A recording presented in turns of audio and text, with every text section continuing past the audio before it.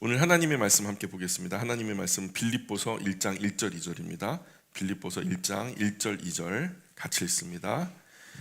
시작. 그리스도 예수의 종 바울과 디모데는 그리스도 예수 안에서 빌립보에 사는 모든 성도와 또한 감독들과 집사들에게 편지하노니 하나님 우리 아버지와 주 예수 그리스도로부터 은혜와 평강이 너희에게 있을지어다. 아멘. 우리 지난 시간까지는 빌레몬서 봤죠. 빌레몬서 보고 오늘 빌립보서 이제 살펴볼 차례입니다. 오늘 본문은 들어가지 않을 거예요. 빌립보서 배경 이야기 조금 나누려고 합니다. 빌립보서는 뭐 길지 않아요. 또 어렵지도 않습니다. 그냥 읽으시면 다 이해될 만한 이야기인데 우리가 일반적으로 빌립보서를 뭐라고 말하냐면 기쁨의 편지다.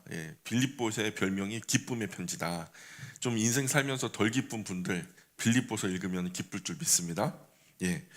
바울이 빌립보라는 도시에 있는 교회에 편지를 보낸 거죠. 발신자는 누구죠? 바울이죠. 수신자는 빌립보 교회 그리스도인들이겠죠. 당시 빌립보 교회 담임 목사는 에바브라티도. 따라해 볼까요? 에바브라티도.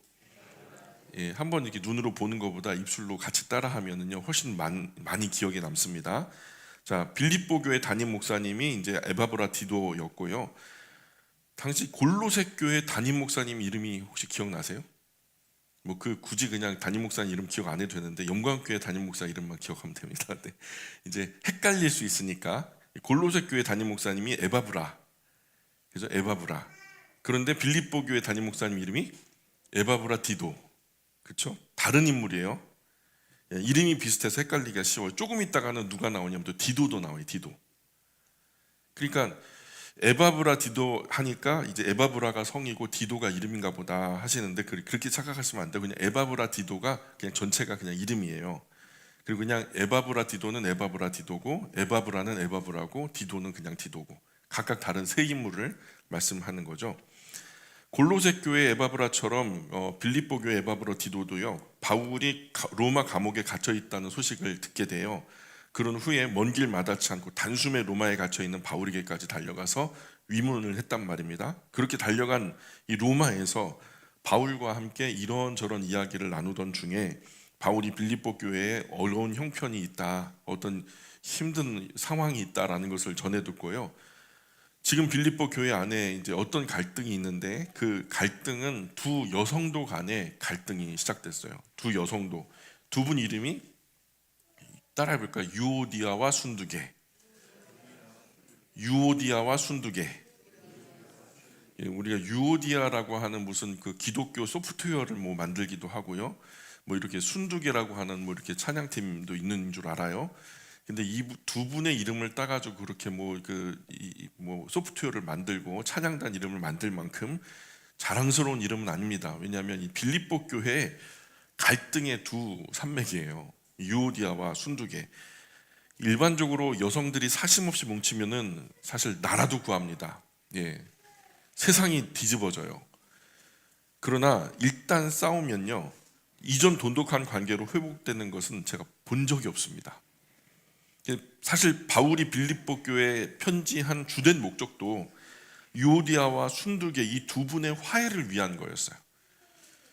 빌립보라고 하는 도시를 우리가 좀 생각해 봐야 되는데 주전 4세기 헬라 제국 초대 왕이 알렉산더 대왕 그 아버지 필리포프라고 하는 분이 계셔요. 이 필리포프라고 하는 왕이 마게도냐 수도를 빌립보라고 하는 곳에다가 정한 거예요. 필리포스 또는 빌립보, 빌립 다 똑같은 말이에요. 그 뜻은 말을 사랑하는 사람, 말. 그냥 입으로 하는 말이 아니에요. 히힝 말하는 거예요. 네 발 달린 말. 지금도 그곳에 필리삐라 그래요. 그곳에 있는 사람들 너 어디 사람이야? 나 필리삐야. 필리삐? 그래요. 데살로니가도 데살로니끼 그래요. 데살로니끼. 필리삐, 데살로니끼 어감이 좀 그렇죠? 어쨌든 빌립보는 필리포스 왕이 마게도냐 수도로 정했고 알렉산더 대왕 때까지 수도였다가 그런데 이제 알렉산더 대왕이 죽어요. 그 다음에 알렉산더 대왕이 죽고서 그 밑에 4명의 장군들이 있었는데 알렉산더 대왕이 가지고 있었던 그 헬라 제국 엄청나게 넓은 땅을 4등분을 해가지고 자기들끼리 나누어 통치를 합니다. 그 네 명의 장군 중에 알렉산더 대왕의 베다른 누이 동생 남편, 베다른 누이 동생의 남편 카산더라고 하는 장군이 있어요. 이 카산더가 왕권을 이을 알렉산더 대왕의 어린 아들이 있었는데 그 어린 아들을 죽여버립니다. 두드려 패서 죽여버려요. 그래가지고 그 왕위를, 알렉산더 대왕 이후에 왕위를 이을 어린 아들이 죽자 그 자리를 자기가 갖게 되는 거죠. 사실 알렉산더 대왕 아버지 필리포스 왕도요, 우리나라 세조가 단종 왕위를 찬탈한 것처럼 자기 조카 왕위를 찬탈했던 사람이었던 거죠. 어쨌든 그런 왕위 찬탈이 있었던 도시가 빌립보예요. 사위가 처조카 알렉산더 대왕 어린 아들을 쳐 죽이고 왕위를 찬탈한 거죠. 별로 예쁜 이름은 아니에요.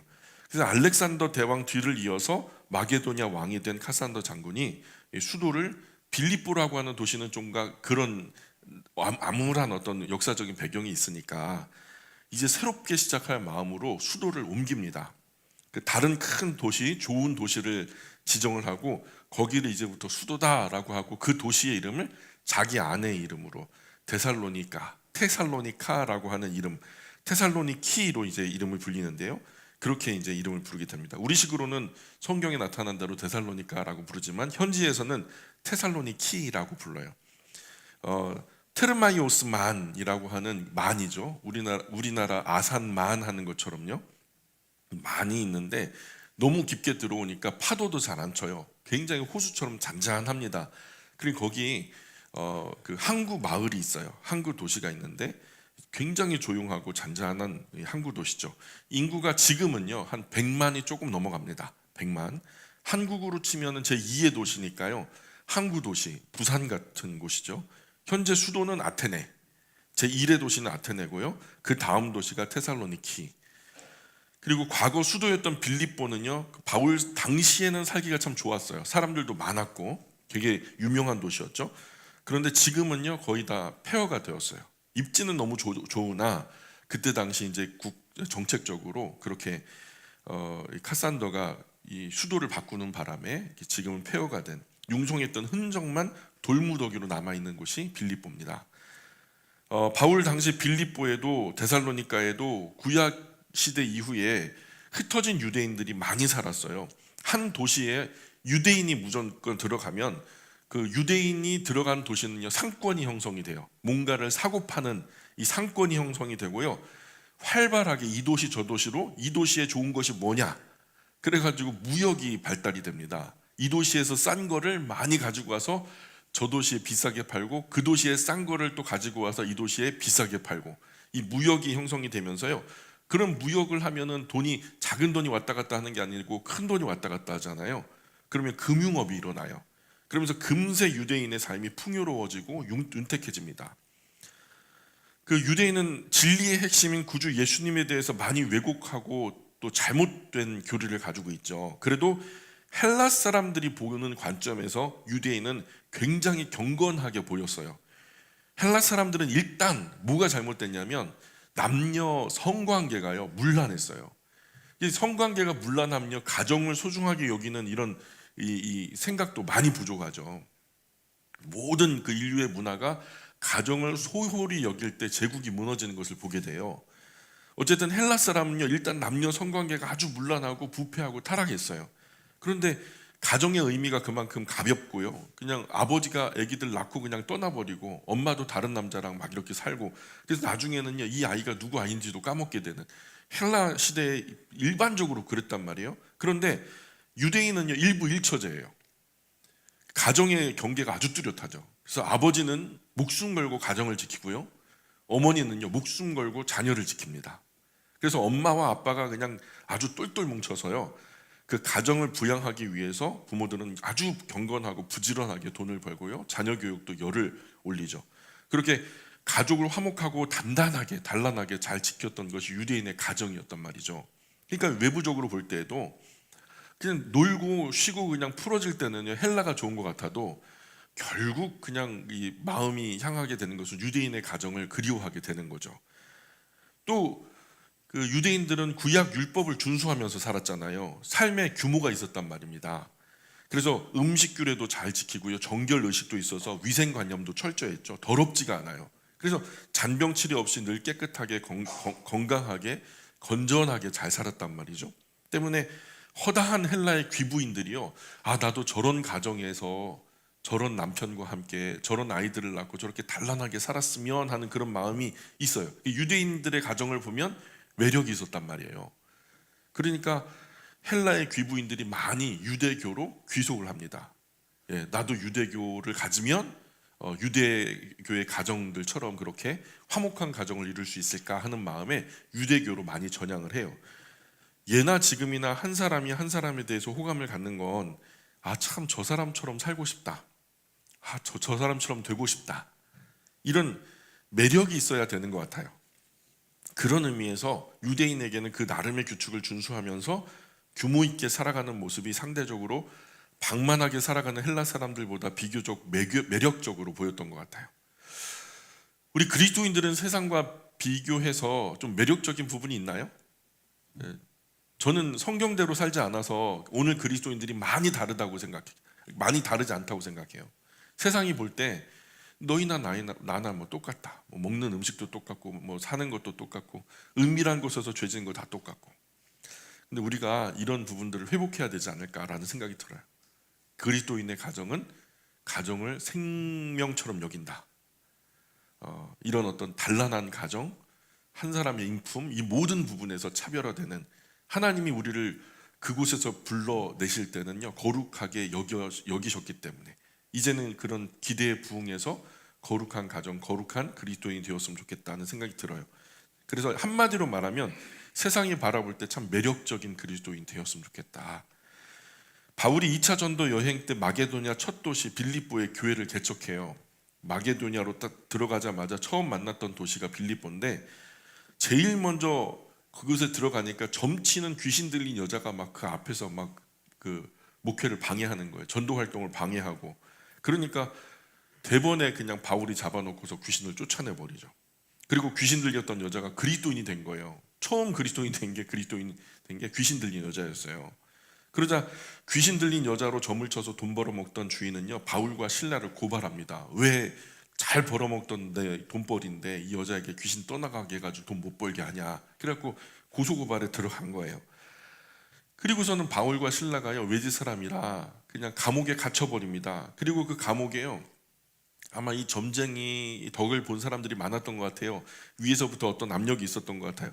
빈틈없이 완벽하게 지키라고 명령이 또 따로 특별하게 떨어져요. 그러니까 이 간수장들이요, 목숨 걸고 바울과 실라를 지키는 거죠. 감옥에 가뒀으면 일반적으로 수갑은 풀어주죠. 근데 감옥에 gat혔는데 착고를 채워요. 착고라는 것이 이제 과거 고대 시절에 발에도 이제 수갑을 채우고 손에도 수갑을 채우는 거거든요. 꼼짝 못하게. 그래서 착고를 채워가지고 한밤중에 이제 바울과 실라가 뭐 잠자기도 불편하겠죠. 그러니 잠도 안 오는 거 뭐 까짓 거 우리 하나님 찬송이나 하자. 그래가지고 막 찬송가를 부르는 거죠. 그런데 갑자기 감옥의 터가 막 흔들리더니 감옥 문이 다 열려요. 그리고 채워져 있던 착고가 다 풀려져 버립니다. 빗장이 열렸어요. 한편 이 빌립보 감옥 간수는요, 뭔가 큰 소동이 일어나니까 깜짝 놀라고 달려 나와가지고 보니까 감옥이 문마다 다 열린 거예요. 그래서 이미 문이 열렸으니까 당연히 뭐 죄수들은 도망갔겠거니. 그런데 그때 당시 로마 제국에서 간수장이 감옥을 감시하는 도중에 죄수가 탈옥을 했다? 그러면 그것은 그 죄수의 남은 형기를 도망치게 한 간수가 책임을 지는 거예요. 근데 한두 명이 아니라 감옥 문이 다 열렸으니까 남은 평생 거기 갇혀도 다 막을 수가 없는 거죠. 그러니 차라리 죽는 게 낫겠다 싶어서 자기 허리춤에서 칼을 꺼내가지고 자살을 하려고 하는 도중에 바울이 그 상황을 알고서는 감옥 안에서 큰 소리를 지르죠. 당신 몸 상하게 하지 마세요. 우리 다 여기 있습니다. 하면서 막 소리를 지른 거예요.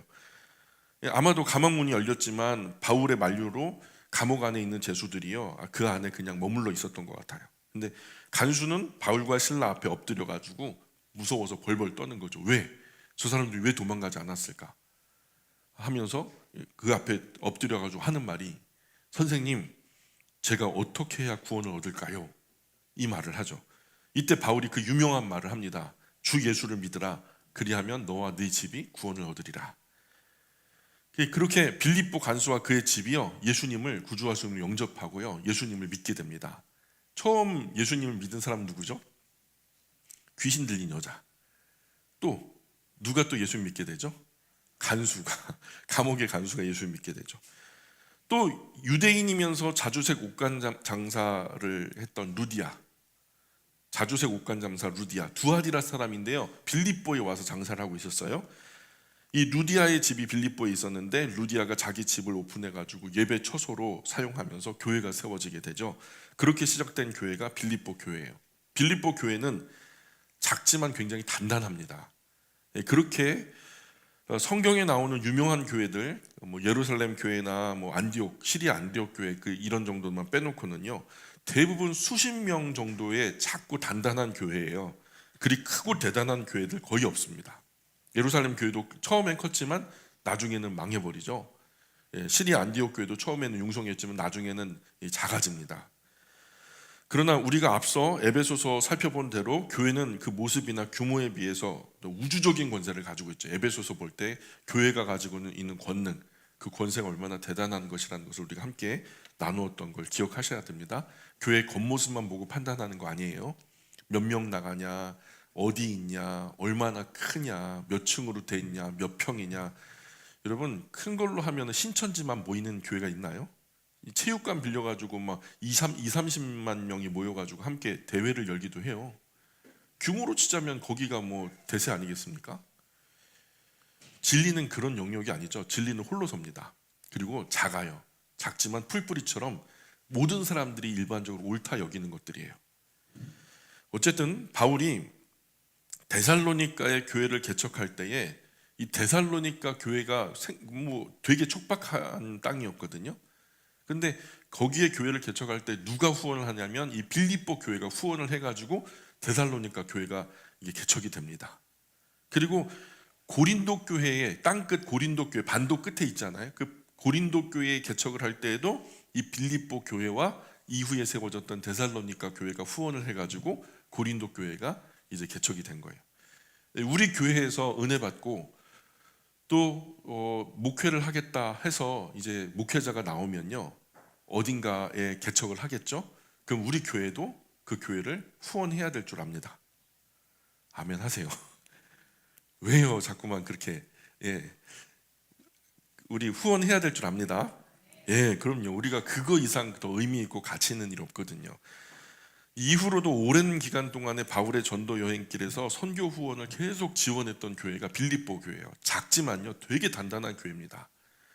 바울이 빌립보 교회를 말할 때 너희가 항상 내 마음에 있다. 너희가 항상 내 마음에 있다. 의지할 만한, 정신적으로도 마음으로도 의지할 만한 교회가 빌립보 교회였다는 거죠. 특별한 애정이 나타납니다. 비록 바울이 빌립보 동네에 짧게 머물긴 했지만 앞서 설명한 여러 가지 이유로 빌립보 교회는요 바울에게 있어서는 각별한 애정과 관심의 대상이었던 것이 분명해요. 그리고 바울이 빌립보 교회를 개척한 후에 5년 정도 지난 시점에서 바울이 이제 로마에 갇혀 있다는 소식을 전해 듣고서 빌립보 교회 담임 목회자 에바브라티도가 로마까지 위문하러 간 거죠. 그런데 그 무렵 빌립보 교회는 두 여성도 간의 갈등으로 문제가 있었다는 거예요. 두 여성도가 이름이 뭐라고요?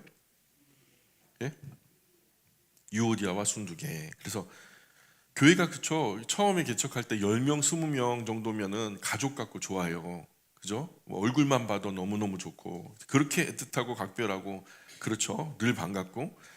그런데 거기서 5, 60명이 돼봐요. 5, 60명이 되고 100명 미만으로 막 이제 성장할 때가 오거든요. 그때는 사람 간에 비교가 시작돼요. 크냐 작냐, 가진 게 많냐 적냐, 뭐 네 남편 내 남편, 네 아내 내 아내, 네 자녀 내 자녀 하면서 비교하는 일들이 비일비재하게 일어나고 누가 크고 작은 일이 아닌데요, 그죠? 다 거기서 거긴데 사는 게 뭐 대단하게 다른가요? 다 거기서 거긴데 그냥 큰 마음으로 품으면 다 품을 수 있는 건데 이상하게 사람들 이제 공동체로 성장하게 되면은요 비교가 된단 말이죠. 비교 절대 하면 된다 안 된다? 교회 안에서 비교하면 큰일 난다. 마귀가 제일 잘 사용하는 것이 비교예요. 비교하면 한쪽은 비굴해지고 한쪽은 교만해지죠. 둘 다를 무너뜨릴 수 있어요. 비교, 이행시, 비굴해지거나 교만해지거나. 자, 그래서 어쨌든 이 가만히 보면요, 빌립보 교회에서도 사실 일어나는 일이고요, 믿음교회, 소망교회, 사랑교회 다 일어나는 일입니다. 영광교회에서도 일어날 수 있는 일이에요. 그러니까 항상 대비를 하잔 말이에요. 예수님 12제자 간에도 비교하는 거 나타났잖아요. 예수님이 영광의 그날이 이제 이를 텐데, 그날에 한쪽은 주님의 우편에, 한쪽은 주님의 좌편에 우리를 세워달라고.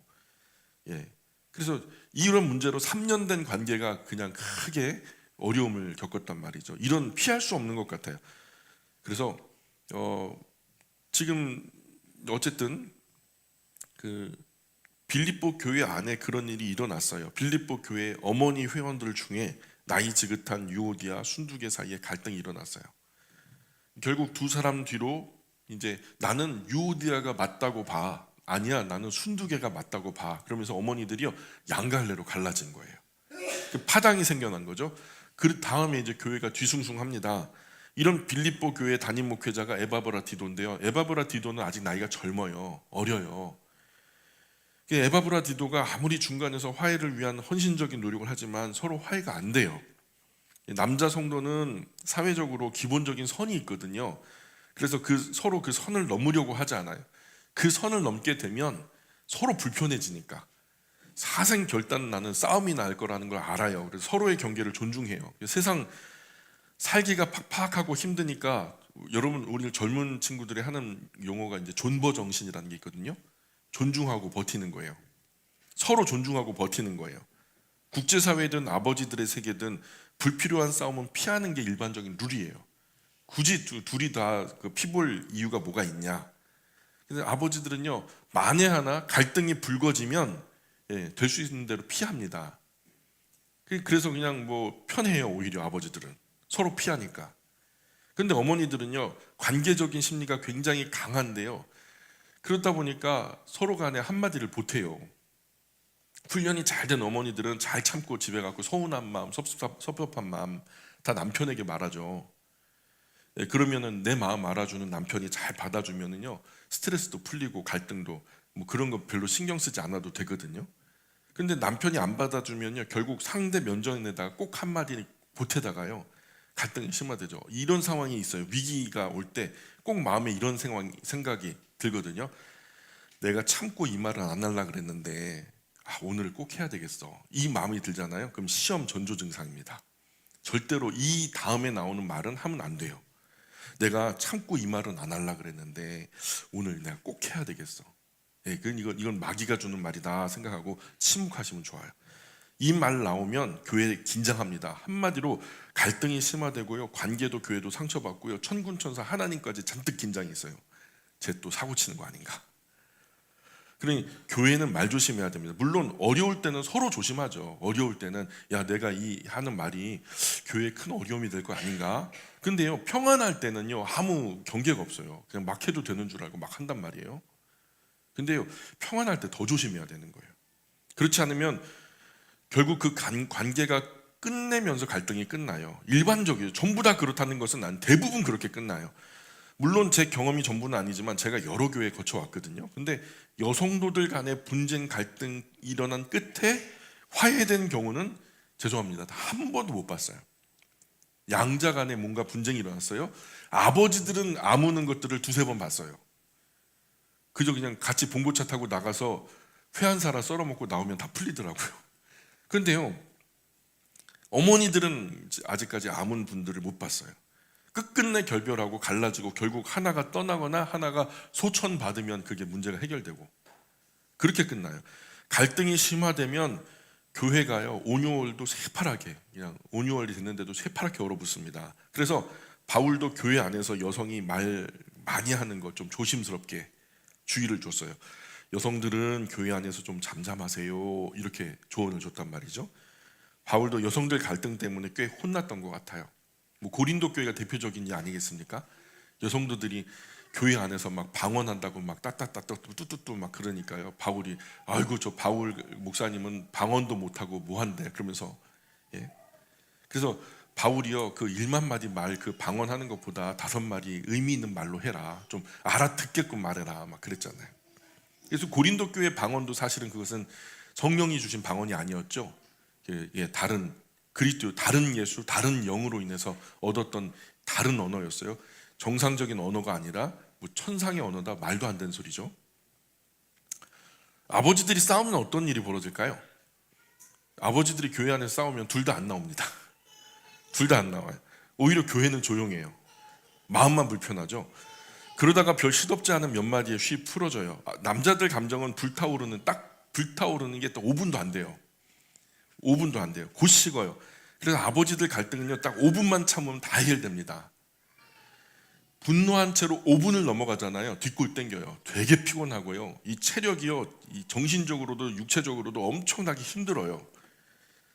그러니까 5분 막 극도로 분노하잖아요. 그러면 김 빠지고 맥 빠지고 곧 본정신으로 돌아와가지고 화장실 구석에 들어가가지고 머리 쥐어뜯으면 아씨 내가 왜 그랬지? 좀 참을 걸. 후회합니다. 본정신으로 돌아와 생각해보면 화낼 일이 아니었던 거죠. 화내는 분을 가만히 보면은 그게 또 그분이 많이 악해서 화내는 것도 아니에요. 화내는 이유를 가만히 보니까 몰라서 또는 무서워서 두려워서요. 또는 당황해서 내가 이 상황에서 어떻게 해야 될지 모르는 거예요. 내가 사회적으로 이렇게 나이 먹었는데 여기서 당황하는 초보티 내면 안 되잖아요. 그러니까 몰라서 이렇게 방어 기제로 나오는 것이 막 분노를 하고 화를 내시거든요. 그러니 아버지들은요, 엇박자로 화를 내면은 싸움이 없어요. 5분 누군가가 막 타오르잖아요. 그럼 옆에서 지켜보면서 호응해 주세요. 그래, 그럴 만두해. 진짜 그거 아닌 거야 하면서 막 이렇게 호응해 주면요, 사그라들잖아요. 그 다음에 이분이 또 5분 타오르면 되잖아요. 엇박자로 화내는 갈등이 없어요. 그럴 수 있지. 그죠? 같이 터지면 큰일 나는 거예요. 그때는 3차 대전이 일어나는 거예요. 아버지들 반박자 쉬고, 잊지 마세요. 반박자가 몇 분이다? 5분이다. 5분 넘어 분노하는 분을 내가 본 적이 없어요. 5분 넘어 분노하는 분. 이런 것이 이제 남자의 좋은 점이기도 해요. 안 싸우면 더 좋은데, 싸워도 누군가 더 큰 분이 먼저 내가 생각해 보니까 뭐 그렇게 싸울 일도 아니었어, 내가 잘못했네, 내가 실수했네 하면서 따뜻하게 안아주면은, 손 내밀면 금방 화해가 됩니다. 남자들 세계에선 이런 말이 있어요. 3번 싸워야 친구 된다. 그런 말 들어보셨죠? 3번 아주 그냥 격렬하게 막 치고받고 코피 터지면서 싸우니까 친구가 되는 거예요. 남자와 여자가 싸워도 대체로 화해가 됩니다. 자, 남자와 여자가 싸울 일이 뭐가 있어요? 부부간에 싸우죠. 몇 번 싸우셨어요? 예? 최인 집사님 몇 번 싸우셨어요? 어떻게 못 세죠. 근데 지금 옆에 같이 있네. 화해가 이루어졌다는 얘기잖아요. 그죠? 그런 거예요. 그죠? 그런데 그래요. 그 여자는 안 그래요. 같은 상대로 3번 싸운 여자를 본 적이 없습니다. 2번만 싸워도 얼굴을 안 봐버리니까 자존심 때문에 버티고요. 눈도 안 맞추고요. 이 길도 다른 길로 돌아다니는 걸 제가 봤다니까요. 마트도 같은 곳으로 안 간대요. 여자가 3번 싸우잖아요. 그러면 나라가 갈라져요. 보세요.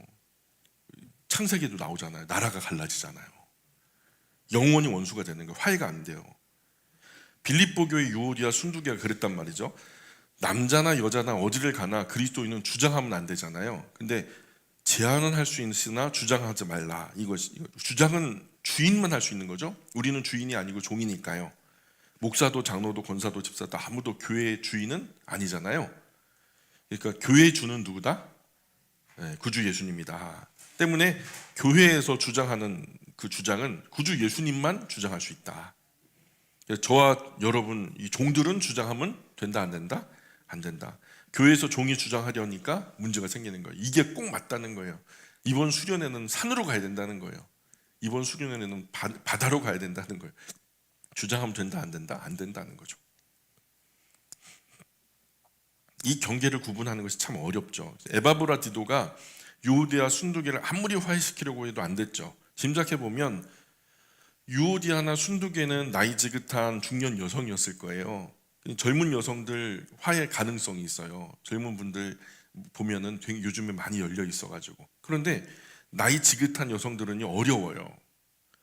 에바브라디도는 젊은 남자 목회자고 유오디아 순두개는 지긋한 중년 여성들이니까 에바브라디도는 감당이 안 되죠. 생각해 보세요. 요즘 5, 60대 권사님들이 20, 30대 전도사님 말 들을 것 같아요? 다 그렇다 치고서 자기는 마음대로 하죠. 예. 우리 여기 권사님들, 우리 영광교회 평균 우리 권사님들 나이가 한 40살 되죠? 예? 우리 박홍열 전도사님이 29밖에 안 됐는데, 예? 우리 박홍열 전도사님 말하면 들을 거예요? 안 듣는단 말이죠. 오히려 막 핀잔을 줘요. 잘 안 들어요. 그래서 어쨌든 이 에바브라 디도가 막 그냥 화해를 종용하고, 아유 권사님 그러지 마세요. 일로 오세요. 오늘 우리 맛있는 거 먹으러 가요. 봉고차 다 타세요. 거기서 막 그렇게 해도 테이블도 따로 앉고, 그냥 뭐 나는 이거 먹고 싶은데 쟤는 저거 먹고 또 갈라지고, 내가 낼 거라고. 그냥 오만 가지의 전부 다 갈등이 날이 서가지고요. 참 이런 상황에서 에바브라 디도에게 이제 바울이 로마에서 갇혀 있다는 소식이 들리니까 그때 에바브라 디도 목사님 마음에 떠오른 생각이 뭘까요? 이 유오디아나 순두계 이 두 분이요 전부 다 빌립보 교회 그 창립 멤버거든요. 설립 멤버거든요. 그러니까 그 바울을 똑같이 기억해요. 바울을 존경하고 사랑하는 마음이 같단 말이죠. 공통 분모예요. 그래서 빌립보 교회를 개척할 당시를 회상하면서 바울을 함께 떠올릴 수 있는 공통된 추억이 있었단 말이죠. 그런 바울이 로마 감옥에 갇혀 있다 하니까 좀 찾아가 봐야 되지 않겠나. 그래서 이런 바울을 공통 주제로 이렇게 우리가 좀 이야기를 하면, 공통된 주제를 놓고 기도하고 논의하다 보면 서로 부드러운 마음이 되어서 좀 화해가 되지 않겠나, 우리 바울 목사님 도와야 되지 않겠나, 이런 논의를 하면, 그래서 에바브라 디도는 바울에게 미안한 일이지만 교회 안에서 서로 마음 합할 소중한 기회로 바울의 상황을 사용하려고 했던 거죠. 그래서 그렇게 마음 먹고 유오디아와 순두기를 만나게 해서 화해를 위해 노력하면서 열심히 했는데, 우리 좀 가는데 위로금이라도 좀 넣어드려야 되지 않겠습니까? 근데 두 쪽 다 바울을 존경해서 어려움의 때 찾아뵈야 됩니다. 그리고 빈손으로 가면 안 됩니다. 동의를 했는데요. 공감을 했는데, 그런데 서로 바울 위문에서 방문할 때 위로금을 모으는데 또 경쟁이 붙어요. 유오디아 저쪽에서는 얼마가 모였다더라. 그럼 우리는 5만 원 더 넣어라. 5만 원 더. 경쟁이 붙는 거예요.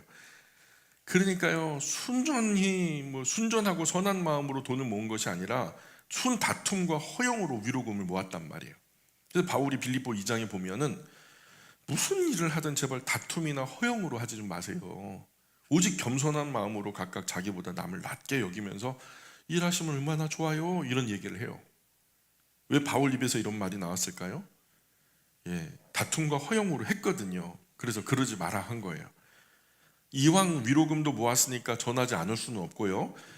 그래서 에바브라 디도가 모여진 위로금을 가지고 로마에 있는 바울에게 전달하러 갑니다. 그런데 그 여정이 순탄치가 않아요. 에바브라 디도는 잔뜩이나 교회가 갈등 충만한 상황에서 길을 떠났잖아요. 그러니까 목회자가 교회가 평안하지 않으면 스트레스가 될까요? 안 될까요? 난리 납니다. 잠이 안 와요. 이런 갈등이 충만한 상태는요, 목회자 수명이 한 10년씩 줄어들어요. 머리털 다 빠집니다. 제가 그 머리털 다 빠졌잖아요. 스트레스 가득이고, 당시 여정도 거칠죠. 지금처럼 뭐 배편, 비행기편이 원만하게 있는 게 아니고요. 그래서 이제 바울이 있는 로마까지 어떻게든 위로금을 전달하고 위문의 이야기를 전하고자 도착하긴 했지만, 로마에 도착하고 나자마자 에바브라 디도가 아픈 거예요. 몸살이 난 거예요. 들어놓은 제자 에바브라 디도를 오히려 지금 바울이 위로를 하는 거예요. 이제 에바브라 디도가 빌립보 교회의 모든 그리스도인들의 마음을 담아 위로하러 갔는데 오히려 위로를 받고 있는 거예요. 위문을 받고 있는 거예요. 또 근데 병이 잘 안 나요. 요즘 같으면 주사 한 대 맞고 우리 김호선 집사님도 링거 한 대 맞으니까 생생하잖아요. 전날은 진짜 막 돌아가실 것 같더라고요.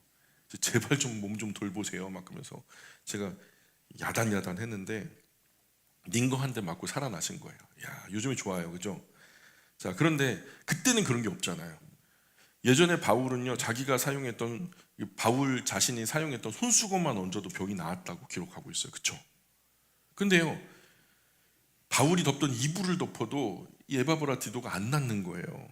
병이 안 나요. 오랜만에 에바브라 디도를 본 바울의 기쁨은 잠깐이고요. 그 이후에 만나자마자 막 알아 누워버리니까 에바브라 디도 곁에서 바울이 잠도 못 자요. 걱정, 근심, 한숨 이러다가 로마에서 빌립보 교회 목회자 소천받는 건 아닌가 싶을 정도로, 야, 이곳 먼 곳 로마에서 젊은 목회자 소천받는 건 아닌가. 이 정황에 그렇게 나타난다니까요. 죽을 만큼 죽을 준비까지 했다니까요, 바울이.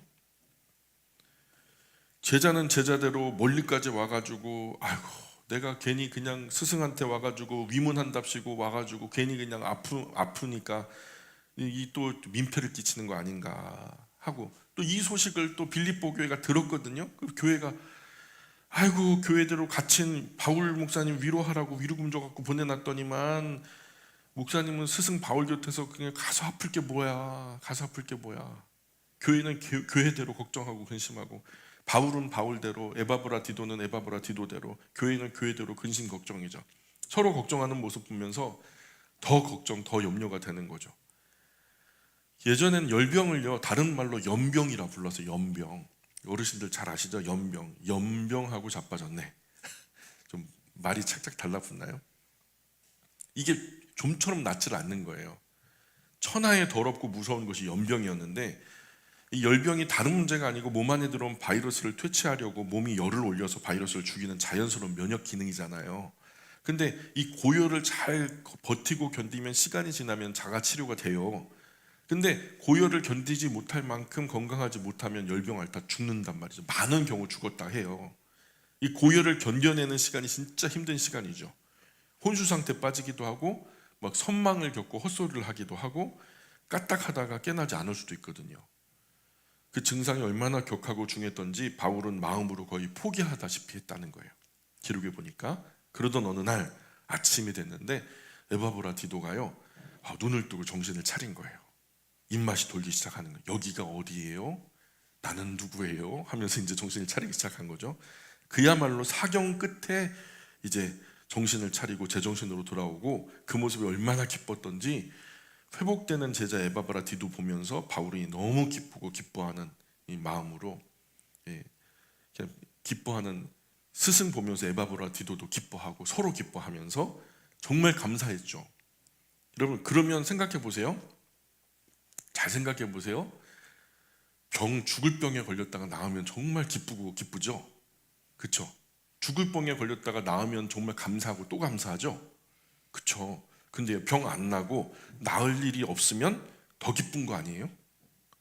근데 표정이 왜 그래요? 예? 병 안 나면 전혀 안 기뻐해요. 꼭 죽은 병에 걸렸다가 나으면 기뻐해요. 그러니 감사는 언제 해야 한다? 예? 평소에. 그죠? 평안할 때, 건강할 때 감사해야 된다. 그리고 성경은 뭐라고 말해요? 범사에 감사하라. 이제 이 말이 이해가 돼요? 평범한 때 일상이 감사의 영역인 거예요. 우리로 99.999% 인생의 정점의 행복을 누리면서 살게끔 지금 하나님이 우리로 인도하고 계시는 거예요. 저와 여러분은 세상 가장 행복한 사람들이에요.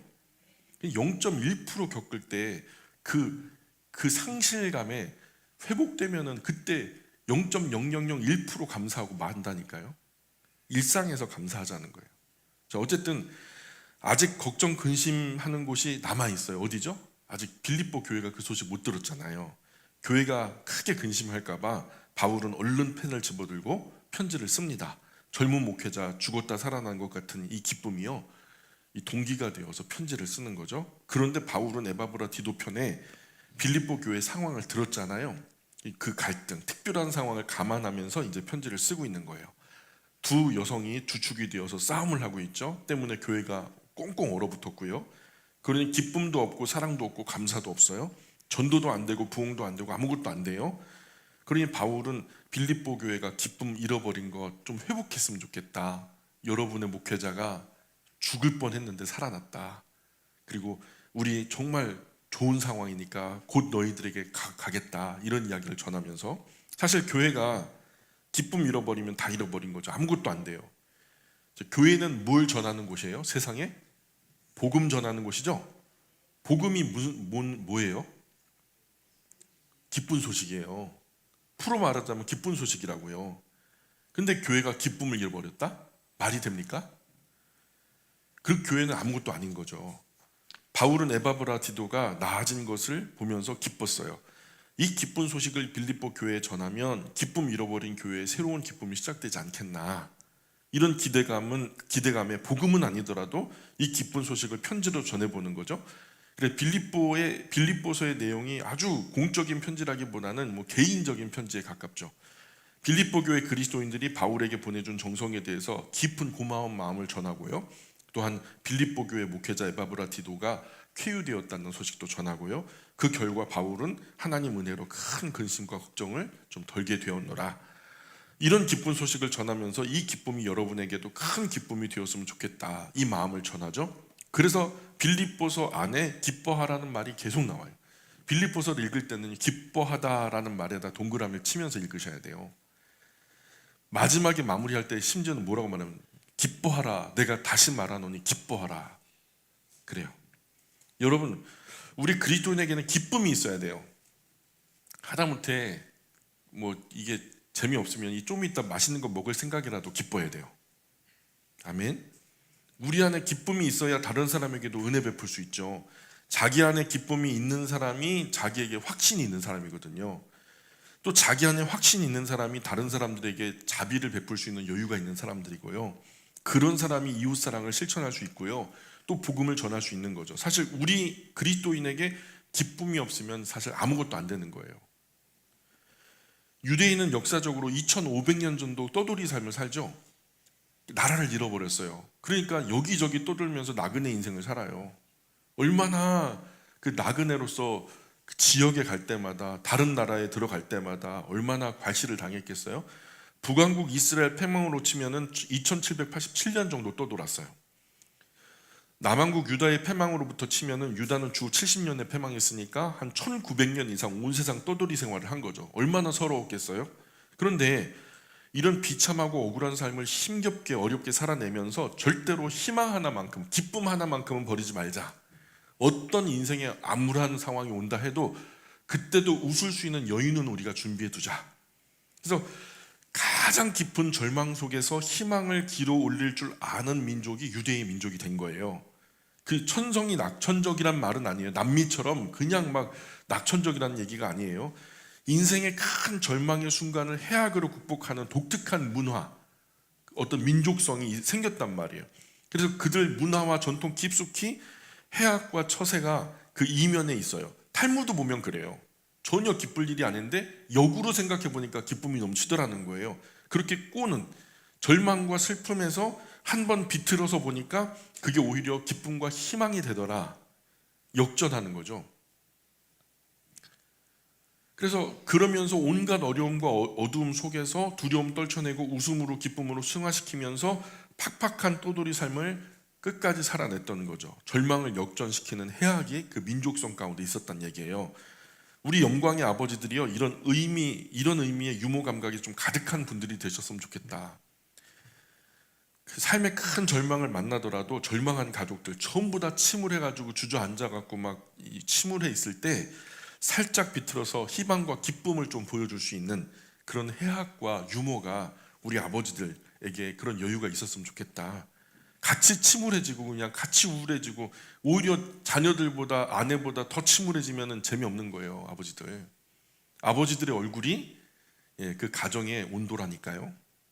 그러니까 아버지들 웃으셔야 돼요. 잔뜩이나 세월을 정면으로 맞으셔가지고 침울한데 웃지도 않고 앉아있으면 자녀들이 주눅 들어요. 웃으셔야 돼요. 영화 시청 숙제 하나 드릴게요. 영화 시청. 제가 참 이런 이 유대인의 해악을 잘 표현한 영화 하나가 있어요. 인생은 아름다워라는 영화 보셨어요? 인생은 아름다워라는 로베르토 베니니라고 하는 이 배우가 열연을 했는데 독일 나치 유대인 학살이 배경이 되는데요. 어린 아들과 함께 그 포로 수용소에 갇힌 거예요. 그 가스실에서 사람들이 막 죽어나가고 노동 중에 죽어나가고요. 학살을 당하는데요. 아이는요 끝까지 그것이 전쟁인 줄 몰라요. 그냥 전쟁 놀이인 줄 알지. 그러다가 아버지도 죽어요. 아들을 보호하다가 나중에 아빠가 약속했던 그런 어떤 큰 기쁨의 일들을 보면서 아이가 엄마와 재회를 하는데요. 아빠랑 잘 놀았다고 그래요.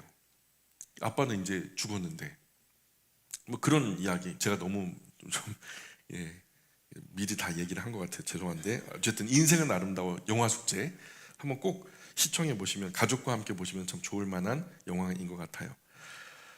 거기에 이제 이런 유대인의 유머가 잘 나타납니다. 서구 사회 남자들은요, 큰 죄가 있어요. 뭐냐면 재미없으면 죄래요. 그래서 대통령들도요, 역대 대통령들도 뭐 위중한 국가 위기의 상황에서요, 반짝이는 유머 한마디에 온 국민의 마음을 시름을 덜기도 해요. 그래서 그 대통령의 첫 조크가 해악으로 국민을 크게 위로하기 때문에 유머 감각은요, 이 서구 사회에서는 어쩌면 남자의 능력이기도 해요. 우리 그리스도인에게 기쁨은 정말 중요한 요소죠. 예, 우리에게는 기쁨이 필요합니다. 예, 그래서 유독 근데 한국 교회 안에 기쁨이 없어요. 한국 교회 안에 기쁨이 없어요. 의무와 책임만 있죠. 내내 무겁고 침울한 분위기예요. 맨 교회는요, 그 했어 안 했어, 꼭 숙제 검사 받는 것 같아요. 신앙생활이 무슨 숙제 검사 받는 분위기죠? 우리 그리스도인은요, 세상 가장 깊고 우울한 절망의 늪 한가운데서도 맑고 깨끗한 기쁨의 샘물을 길어 올릴 수 있어야 됩니다. 아멘입니까? 왜냐하면 그 기쁨의 근원이 여러분 안에 있기 때문에 그래요. 그 기쁨의 근원이 구주 예수님 아닙니까? 그 구주 예수님이 어디 있어요? 여러분 마음에 있다면서요. 예수님을 구주와 주님으로 어디에 영접하셨는데요? 저 안방 금고 안에 예수님 모셨어요? 예수님, 구주 예수님 어디 있어요? 우리 마음 안에 있잖아요. 예, 그래서 구주 예수님 안에서 보면 결국 세상에 기뻐하지 않을 이유가 없다. 지금 바울 갇혀 있잖아요. 하루 이틀도 아니고요, 5년째예요. 자유를 잃은 지 5년째예요. 근데 감옥에 갇힌 바울이요, 감옥 바깥에 있는 빌립보 교회 그리스도인들에게 기뻐하래요. 이 개그 아닙니까? 감옥 안에 있는 사람이 감옥 바깥에 있는 사람들에게 나와 함께 기뻐하자 그래요. 뭐 기뻐할 일이 있다고. 누군가 감옥 안에서도 천사 만나요. 감옥 안에서 천사 만난 사람 누구예요? 바울과 실라잖아요. 어떤 사람은 예수님 옆에 있으면서도요, 마귀 만나요. 예수님 옆에서 마귀 만난 사람 누구예요? 가룟 유다잖아요. 교회 안에서도 마귀 만난다니까요.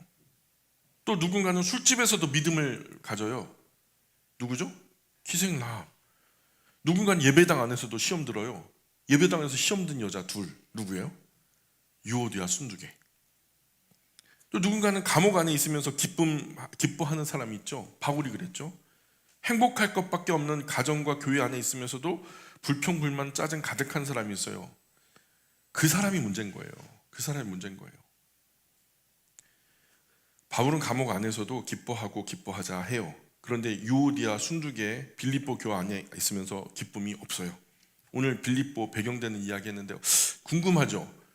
제일 궁금한 게 뭐냐면 유오디아와 순두개가 화해를 했을까 하는 문제예요. 궁금해 죽겠죠? 다음 시간에